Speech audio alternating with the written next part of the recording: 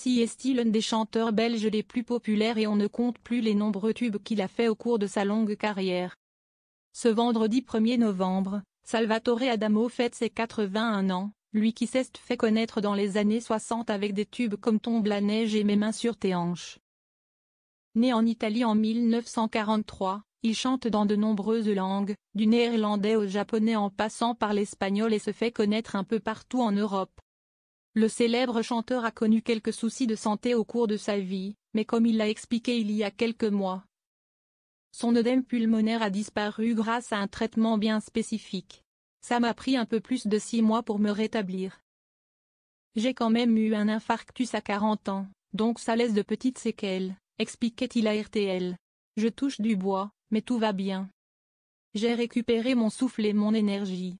L'édème pulmonaire a disparu grâce à des traitements à base de diurétiques. Ajoutait-il lors d'une interview au Parisien par la suite, rassurant ses nombreux fans, qui vont encore pouvoir profiter de son talent sur scène. La vérité sur Amélie longtemps cachée.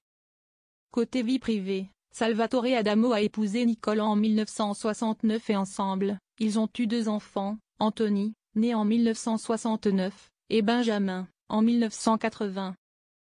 S'il est toujours avec sa femme, celui qui a évoqué, ému, la disparition prématurée de son père, a également eu une fille, prénommée Amélie.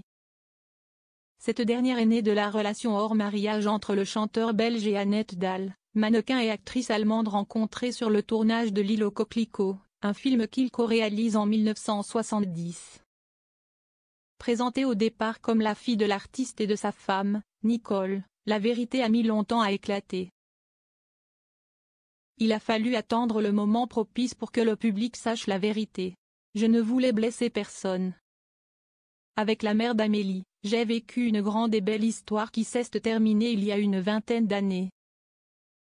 Amélie a été révélée dès qu'elle a eu l'âge de raison, c'est-à-dire dès qu'elle a eu l'âge de lire. Je ne voulais pas qu'elle tombe sur un article et qu'elle lise qu'elle n'existait pas.